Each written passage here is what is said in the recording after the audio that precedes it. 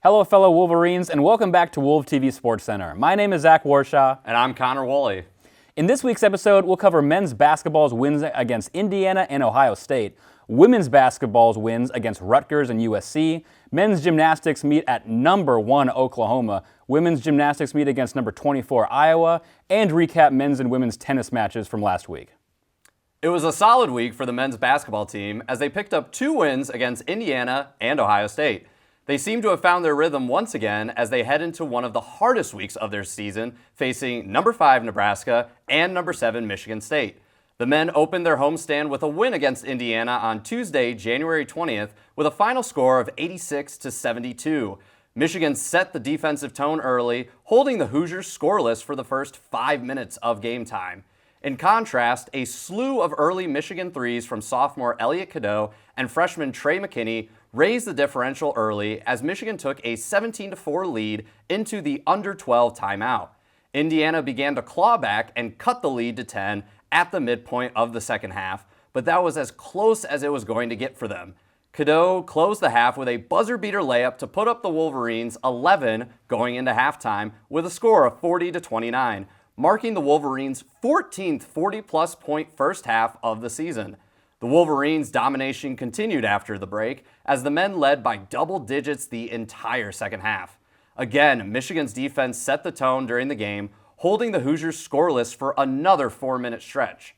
Michigan ended the game scoring from the charity stripe with 21 of their final 36 points coming from the free throw line, securing a 14-point win. Standouts from the game include guard Elliot Cadeau, who led Michigan in scoring for the second consecutive game, finishing with a tied season-best 19 points. Yaxel Lendenborg also added 15 points on 5 field goals and 2 three-pointers, along with 7 rebounds. Then, on Friday, January 23rd, Michigan faced rival Ohio State and won 74-62. On a night where Trey Burke's number 3 was raised to the rafters, the contest stayed close. The game was within 2 possessions until the 6:30 mark of the second half, at which point a pair of Elliot Cadeau threes helped Michigan pull away. The game began with a bang as a tip-off win by sophomore Adai Mara led immediately to an Elliot Cadeau alley-oop, slammed down by Mara himself. Quickly thereafter, the game turned into a slugfest as numerous fouls from Ohio State, naturally, put Michigan into the bonus by the under 8 timeout. With the game tied at 30 with 45 seconds to play, an Adai Mara free throw and LJ Kaysen layup via goaltending violation brought the score to 33-30 at halftime. Ohio State threw the first punch in the second half, taking the lead 40-34. However, an interior paint takeover by sophomore Morez Johnson Jr. started an 11-point run, which pushed the Maize and Blues lead to 45-40 after 5 minutes in the second half. From there, the Wolverines began to take control of the game as a combination of Adai Mara's free throws and an Elliot Cadeau 3 gave Michigan a 60-51 lead with 6 minutes to play. The game ended with a backboard-shaking dunk from Yaxel Lendenborg, who capped off a fantastic 18-point, 9-rebound, 4-assist, and 3-steal night in a resounding manner. Michigan ended the night 74-62, defending Chrysler in Trey Burke's celebration. The week ahead for the Wolverines is a tough one as they face number 5 Nebraska at home Tuesday night before making the trip to East Landfill to play number 9 Michigan State on Friday, January 30th. The number 7 ranked Michigan women's basketball team faced off against Rutgers on Thursday, January 22nd. The game was an absolute blowout, with the Wolverines recording a 94-60 victory over the Scarlet Knights. 5 players recorded points in the double digits. Olivia Olson led the herd with 16 points and 5 rebounds, accompanied by Silas Swords with 4 three-pointers and 3 assists for a total of 16 points. Mila Holloway with 15 points and 5 rebounds, and Tiala Del Fas and Kendall Dudley combined for 25 points off the bench. Then, on Sunday, January 25th, the Wolverines returned to Chrysler to meet USC. Michigan led most of the game, but in the third quarter, the Trojans were able to overcome their 14-point deficit, leading 58-53 going into the fourth. Not to be deterred, the Wolverines responded to this deficit with a 13-0 run to open the quarter. The game got a little dicey with 3 minutes remaining, but USC was never able to turn the tide, and the Wolverines came out with a 73-67 win, marking KBA's 300th win at home and making her the first basketball coach in U of M history to reach the milestone. On Thursday, January 29th, the Wolverines traveled to Bloomington to face off against unranked Indiana to continue conference play. Michigan men's tennis had a less than desirable week on the road, going 1 for 2 over the past week.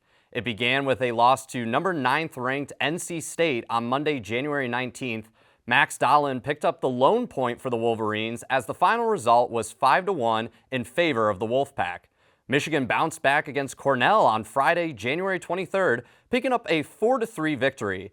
The team came back from a 3-0 deficit as they picked up 4 straight singles victories to steal the win.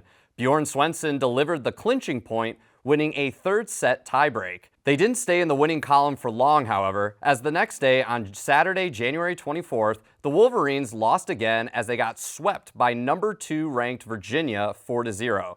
The team now heads to Harvard to take on the Crimson on Sunday, February 1st. On Saturday, the number 7th ranked women's tennis team shut out unranked Penn 4-0 in the International Tennis Association kickoff. Number 80 ranked Reese Miller and number 32 ranked Lily Jones shined, scoring 6-0 in their respective singles matches. The win advanced Michigan to the next round where they took on number 21 Vanderbilt on Sunday. The Wolverines fell to the Commodores 2-4 despite dominant play from Gabriella Lindgren, who won the team the first set tiebreaker. Michigan returns to action on Friday, where they will host Virginia at the Varsity Tennis Center. Over in Cliff Keen Arena, number 5 Michigan men's gymnastics fell to number 1 Oklahoma in a nail-biter on Saturday. U of M lost 321.85 to 320.65 in its first home loss since 2019. The Wolverines were playing catch-up ever since the third rotation, but had a chance late in the meet. After impressive performances on the high bar, Michigan held its first lead since the second rotation, but slips in the final routine sealed the win for the Sooners. Next up for the Maize and Blue is the start of conference play with a date at Illinois on Saturday, February 7th. On the women's side, 10th ranked Michigan Gymnastics kept its winning streak in the flip for chip meet alive, taking down number 24 Iowa by a score of 196.775 to 195.600. Saturday at Chrysler Center, sophomore Sofia Diaz delivered a breakout performance in the home opener, capturing her first vault title of the season with a 9.900 before adding a pair of runner-up finishes on bars and floor. Junior Kaylee Boozer made it 3 straight balance beam titles in 3 weeks with another 9.900, but it was Carly Bauman who stole the spotlight and brought the Chrysler Center to its feet with their clinching 9.950 floor routine to seal the Wolverines' victory. Michigan women's gymnastics looks to compete again this Sunday, February 1st, against our dreaded little brother, Michigan State. Now we're going to introduce a new segment here on Wolf TV SportsCenter where we show our top play of the week. Obviously, this week has to go to the Michigan-Ohio State men's basketball team. Right off the opening tip-off, Adayamara absolutely slamming down an alley-oop right in the schmuck's face from down south in Columbus. 2 seconds into the game, got Chrysler Center all on their feet. Explosive play on all fronts. Yeah, with this play, no better way to start the game. Trey Burke's number going into the rafters, Ohio State rivalry here in Chrysler, and setting the tone early, getting aggressive, and showing that we came to play, we're here to win, and we are getting the ball rolling.